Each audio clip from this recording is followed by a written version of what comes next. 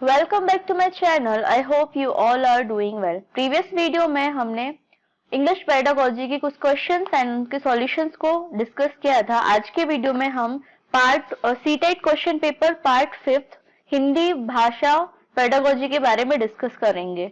तो दोनों का पैटर्न सेम ही है। सबसे पहले आपको हिंदी का एक पैसेज गिवन है। पैसेज पढ़ने के बाद आपको कुछ क्वेश्चंस पूछे जाएंगे, उनके आंसर्स आपको देना है। तो फर्स्ट क्वेश्चन है, पाठ्यक्रम का निर्माण करते समय बच्चों की डैश का ध्यान रखना चाहिए। तो इसका सही आंसर है क्षमताओं एवं रुचियों का ध्यान रखना चाहिए। सेकेंड क्वेश्चन है, यह संभव है कि अलग अलग बच्चे अलग अलग विषयों में डैश रखते हैं। तो अलग अलग सब्जेक्ट में अलग अलग जो बच्चे होंगे वो अलग अलग रुचि रखेंगे, लेकिन जो उनकी पोटेंशियलिटी है, मतलब उनकी क्षमता है, कैपेबिलिटी है, वो सेम होगी। थर्ड क्वेश्चन है, पाठ्यक्रम को पाठ्य पुस्तकों का पर्याय डैश होना चाहिए। तो इसका जो आंसर है, पाठ्यक्रम में पाठ्य पुस्तकों का पर्याय नहीं होना चाहिए, क्योंकि ऐसा होने पर स्टूडेंट्स के नॉलेज का जो एरिया है वो एक्सपेंड नहीं हो पाता है। तो इसका आंसर क्या होगा, पर्याय नहीं होना चाहिए। नेक्स्ट क्वेश्चन है, बच्चों को यह छूट देनी चाहिए कि वह अपनी रुचि व क्षमता के अनुसार किसी विषय की विस्तृत जानकारी प्राप्त कर सके। यह स्थिति क्या है? आपके पास चार ऑप्शन है, सराहनीय है, निंदनीय है, असंभव है और अव्यवहारिक है। तो फर्स्ट वाला ऑप्शन ये होगा कि अगर उनकी चॉइसेस और उनकी कैपेबिलिटी के हिसाब से अगर हम उनको छूट दें कि आपका जिस भी एरिया में इंटरेस्ट है तो आप वो सब्जेक्ट पढ़े या वो उस फील्ड में अपना करियर बनाए, तो ये क्या होगा, सराहनीय होगा। नेक्स्ट क्वेश्चन है, बे उपसर्ग का प्रयोग किस शब्द में नहीं किया जा सकता? तो आपको शब्द बनाकर देखना है, बे प्लस बस इक्वल्स टू बेबस, बेअदब, बेईमान, बेफिजूल। तो कौन सा वर्ड है जिसका मीनिंग नहीं निकल रहा है? फिजूल मीन्स फालतू का। अगर उसमें हम बे लगा देंगे तो ऑलरेडी उसका मीनिंग बता रहा है कि ये किसी काम का नहीं है। बे उपसर्ग लगने के बाद उसका कुछ मीनिंग ही नहीं होगा। नेक्स्ट क्वेश्चन है, प्रतीक्षा शब्द से एक नया शब्द बन सकता है। तो हमको वर्ड्स बनाकर देखना है, प्रतीक्षाशाली, प्रतीक्षारत, प्रतीक्षावान एंड प्रतीक्षाहीन। तो सही आंसर क्या होगा, प्रतीक्षारत। प्रतीक्षारत का मतलब क्या होता है, जो किसी की प्रतीक्षा कर रहा हो उसको हम क्या बोलेंगे, प्रतीक्षारत बोलेंगे। तो इसका आंसर होगा सेकंड। 127, वर्ष में एक प्रत्यय लगाने पर नया शब्द बनेगा। वर्ष में हम एक प्रत्यय लगाएंगे तो क्या बन जाएगा, वर्षिकी, वर्षिक, वार्षिकी एंड वर्षिक। तो सही आंसर है इसका वार्षिक। अनुच्छेद के आधार पर कहा जाता है कि पाठ्यक्रम स्थिर होना चाहिए, पाठ्यक्रम में लचीलापन होना चाहिए, पाठ्यक्रम पूर्णतः अस्थिर होना चाहिए, पाठ्यक्रम जानकारी परक होना चाहिए। तो इसका करेक्ट आंसर था पाठ्यक्रम, मतलब जो अपना सिलेबस है वो फ्लेक्सिबल होना चाहिए ताकि हम उसमें थोड़ा सा मॉडिफिकेशन कर सकें। नेक्स्ट क्वेश्चन है 129। 129 में आपको क्या करना है, निम्नलिखित गद्यांश को पढ़कर पूछे गए प्रश्नों 129 से 135 तक के सबसे उपयुक्त उत्तर वाले विकल्प को चुनना है। मतलब फिर से आपको क्या करना है, एक पैसेज को रीड करना है। तो ये जो पैसेज है वो एक ब्लेज के अबाउट स्टोरी है और उसके बेस पे आपको आंसर्स देना है। तो चलिए मैं आपके साथ आंसर्स डिस्कस करती हूँ। फर्स्ट क्वेश्चन है, ज्ञान होने की अनिवार्य शर्त है। ज्ञान होने की अनिवार्य शर्त क्या होगी, सृजन एंड उत्पादन। आपको किसी भी सब्जेक्ट के अबाउट नॉलेज चाहिए तो आपके अंदर क्रिएटिविटी होना चाहिए, और जो भी क्रिएटिविटी आपके अंदर है कंटेंट से रिलेटेड, उसका प्रोडक्शन कैसे करना है आपको वो आना चाहिए। 130 क्वेश्चन, अनुच्छेद के आधार पर कहा जा सकता है कि, इसमें चार ऑप्शंस दिए गए हैं। तो पैसेज पढ़ने के बाद गांव में कुछ नकारात्मक परिवर्तन भी हुए हैं, ये इसका सही आंसर है। गांव को ठीक से समझने के लिए हमें क्या जरूरी है? अगर हम किसी विलेज की लाइवलीहुड के बारे में कुछ समझना चाहते हैं तो हमें सबसे पहले क्या होगा, गांव जाना पड़ेगा। तो इसका आंसर है स्वयं गांव में जाना पड़ेगा। नेक्स्ट क्वेश्चन है 132, गांव को प्रयोगशाला क्यों कहा गया है? गांव को प्रयोगशाला क्यों कहा गया है? उसमें भी चार ऑप्शंस गिवन हैं। गांव को प्रयोगशाला इसलिए कहा गया है क्योंकि ज्ञान को रोज वहां कर्म की कसौटी पर कसा जाता है। मतलब पैसेज में जो लिखा हुआ है उसके हिसाब से आंसर है सेकंड वाला। थर्ड है फर्स्ट हैंड समझ से क्या तात्पर्य है। फर्स्ट हैंड समझ से तात्पर्य पैसेज के अकॉर्डिंग ये है, स्वयं के अनुभव से समझ बनाना है, गांवों के प्रति सही समझ बनाने व उससे जुड़ी समस्याओं की पड़ताल हेतु हमें स्वयं गांव को अपनी आंखों से देखना होगा और उसे समझना होगा। मतलब इसका आंसर है स्वयं के अनुभव से समझ बनाना। नेक्स्ट क्वेश्चन है शिक्षित शब्द में प्रत्यय है। अगर शिक्षित शब्द का हम संधि विच्छेद करेंगे या इसको ब्रेक करेंगे तो इसमें शिक्षा प्लस इत दो पार्ट में डिवाइड हो जाएगा। तो इसमें कौन सा प्रत्यय लगा हुआ है, थर्ड वाला इत प्रत्यय लगा हुआ है। गांव की छवि में क्या शामिल नहीं है। अब गांव में गंदगी है, अशिक्षा है, अज्ञान है, कम है, तो इसमें से कौन सी चीज नहीं है। गांव के लोग बहुत मेहनती होते हैं, ठीक है, गांव के लोग बहुत मेहनती होते हैं, बट गद्यांश के आधार पर हम कह सकते हैं कि गांव की छवि में कर्म शामिल नहीं है, क्योंकि हमारे अंतर्मन में जब भी गांव की छवि उभरती है तो हमें गरीबी, अशिक्षा और अज्ञानता का बोध होता है।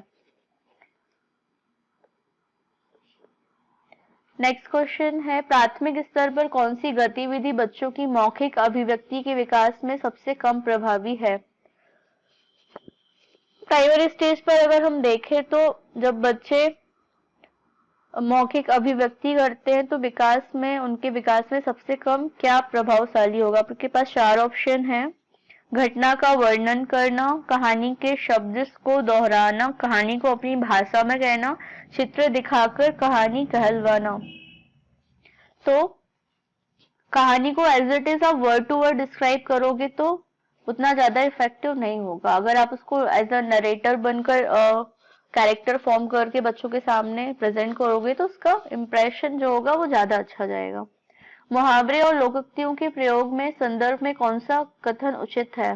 तो हम सब ने स्कूल टाइम पे और सीटेट की प्रिपरेशन करते टाइम मुहावरे एवं लोकोक्तियों के बारे में पढ़ा है। तो ये भाषा का अनिवार्य हिस्सा है, ये स्टेटमेंट बिल्कुल सही है। ये भाषा प्रयोग को प्रभावी बनाते हैं, ये भी सही है। ये भाषा को नियंत्रित करते हैं, भाषा का अलंकरण इनका अर्थ है।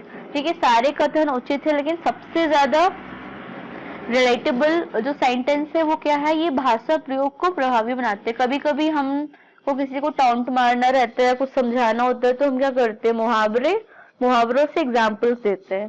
तो ये क्या करता है, भाषा प्रयोग को प्रभावी बनाता है। मीता ने सभी बच्चों को एक अनुच्छेद दिया जिसमें हर पांचवें शब्द की जगह रिक्त स्थान था जिसे बच्चों को भरना था। मीता ने किसका प्रयोग किया। हमने इंग्लिश में भी ये पढ़ा था, हिंदी में भी सेम चीज है। तो इन्होंने क्या किया, क्लोज एंडेड टेस्ट दिया है, क्योंकि ऑलरेडी एक पैराग्राफ गिवन था और उसमें कुछ वर्ड्स मिसिंग थे। मतलब ये क्या था, क्लोज एंडेड क्वेश्चन था। बच्चों में डैश और डैश के माध्यम से लेखन कौशल का विकास किया जाता है। तो इंग्लिश में भी हमने पढ़ा था, बच्चों में रेखांकन और चित्रांकन के माध्यम से लेखन कौशल का विकास किया जाता है। मतलब राइटिंग स्किल्स हम बच्चों को कैसे सिखाते हैं, लाइन ड्रॉ करके और पिक्चर के फॉर्म में ही सिखाते हैं। नेक्स्ट क्वेश्चन है मुदिता ऑफिसर शक्कर वाले को सा पढ़ती है। मुदिता की भाषा शिक्षिका के रूप में आप स्थिति को क्या बोलेंगे। शक्कर वाला सा अलग होता है और सारिका वाला सा अलग होता है। तो अगर एक बच्चा दोनों का प्रोनाउंसिएशन सेम करता है तो आप उसको क्या बोलोगे, क्षेत्रीय भाषा का प्रभाव बोलोगे। क्योंकि जो प्रोनाउंसिएशन स्किल्स होती है रीजनल वाइज टोन के ऊपर भी डिपेंड करती है। निम्नलिखित में से कौन सा प्रश्न बच्चों की भाषा क्षमता के विकास में सर्वाधिक सहायक है। तो जब लैंग्वेज डेवलपमेंट होता है उससे रिलेटेड क्वेश्चन था कि कौन सा प्रश्न, इसमें से कुछ क्वेश्चन आपको गिवन है, उसमें पढ़ के आपको बताना था कि कौन सा सबसे ज्यादा हेल्पफुल होगा। तो डाल का इस्तेमाल करते हुए वाक्य बनाओ, तितली कली के पास कब गई होगी और क्यों। तो इसमें दो क्वेश्चंस हैं, दो क्वेश्चन बच्चा पढ़ेगा फिर आंसर्स बनाएगा, तो उसका क्या होगा, लैंग्वेज डेवलपमेंट होगा। सामाजिक अंतः क्रिया की अवधारणा से संबंधित है। तो ये तो याद करने वाली चीज है। सामाजिक अंतः क्रिया वाली थ्योरी किसने दी थी, वाइगोट्स्काय ने दी थी। स्किनर ने भाषा सीखने की प्रक्रिया में डैश पर सर्वाधिक बल दिया। स्किनर जी ने जब अपना सिद्धांत बताया था तो उन्होंने किस थ्योरी पे ज्यादा बल दिया था? तो उनके हिसाब से अनुकरण पे उन्होंने ज्यादा फोर्स दिया था, क्योंकि स्किनर द्वारा भाषा सीखने की प्रक्रिया में अनुकरण पर सर्वाधिक बल दिया गया था। तो सेकंड वाला ऑप्शन सही है। नेक्स्ट क्वेश्चन, बच्चों की भाषाई क्षमताओं के आकलन के लिए सर्वाधिक सहायक है। आपके पास 4 ऑप्शन है और उसमें से आपको एक सिलेक्ट करना है। तो बच्चों से हम क्या करेंगे, नॉर्मली डिस्कशन करेंगे तो हमको पता चल जाएगा कि वो कितने क्वेश्चंस के आंसर दे सकते हैं। वो जो वर्ड्स यूज कर रहे हैं उसके हिसाब से हमको पता चल जाएगा कि लैंग्वेज डेवलपमेंट कितना हुआ है। 145 क्वेश्चन में था, कौन सा प्रश्न कक्षा में बहुभाषिकता को पोषित करता है? तो आपके पास फिर से 4 ऑप्शन है, उसमें से आपको एक ऑप्शन सिलेक्ट करना है। अगर हम फ्लावर्स के नेम बोल रहे हैं कि आप अपने लैंग्वेज में लिखोगे तो आपको बहुत सारे आंसर्स मिलेंगे। तो बहुभाषिकता मतलब अगर उनको फ्लावर्स के नेम हिंदी में पता है, इंग्लिश में पता है, संस्कृत में पता है, मराठी उर्दू में पता है, तो आपको पता चल जाएगा कि कितने मल्टी लैंग्वेज बच्चे का नॉलेज है। नेक्स्ट क्वेश्चन है, इस कहानी में पहाड़ी घाटी शब्दों का इस्तेमाल हुआ है। पहाड़ी इलाके से जुड़े हुए और शब्द सोचकर लिखो, यह अभ्यास प्रश्न का उदाहरण है। मतलब सिनोनिम्स की बात चल रही है। तो सिनोनिम्स मीन्स पर्यायवाची, ये किसके अंदर आता है? व्याकरण के अंदर आता है। नेक्स्ट क्वेश्चन है, शिक्षण प्रक्रिया को रुचिकर बनाने में डैश शिक्षण सामग्री सहायक होती है। तो शिक्षण प्रक्रिया को हम अगर इंटरेस्टिंग बनाना चाहते हैं तो हमारे पास ऑडियो विजुअल एड्स होना चाहिए, टीचिंग मेथड्स होनी चाहिए और टीचिंग टेक्निक्स होनी चाहिए। तो इसका आंसर क्या होगा? वैविध्यपूर्ण शिक्षण सामग्री, मतलब आपके पास शिक्षण सामग्री में बहुत सारी चीजें होनी चाहिए।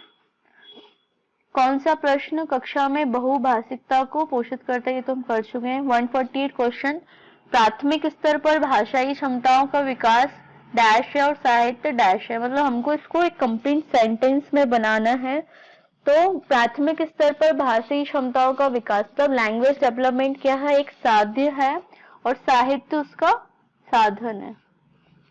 प्राथमिक स्तर पर कौन सा भाषा शिक्षण का उद्देश्य नहीं है? हम जब लैंग्वेज डेवलपमेंट कराते हैं बच्चों का तो इसमें से हमारा ऑब्जेक्टिव कौन सा नहीं है? तो 4 ऑप्शन है। अपने द्वारा की गई बात का तार्किक पुष्टि करना, सेकंड भाषा का सृजनशील एवं कल्पनाशील प्रयोग करना, रचनाओं के माध्यम से विभिन्न विषयों से जुड़ना, भाषा संबंधी व्याकरण को पूर्णतः कंठस्थ करना। तो हमारा जो ऑब्जेक्टिव क्या होता है? डेवलपमेंट कराना। तो हम एज इट इज बच्चों को नहीं बोल सकते कि आप मेमोराइज करो जब तक हम उनको समझा नहीं देते। तो ऑप्शन नंबर 4 इसका करेक्ट आंसर है। कक्षा की भाषा की डैश के प्रति डैश बनकर उसका उपयोग भाषा शिक्षण में करना चाहिए।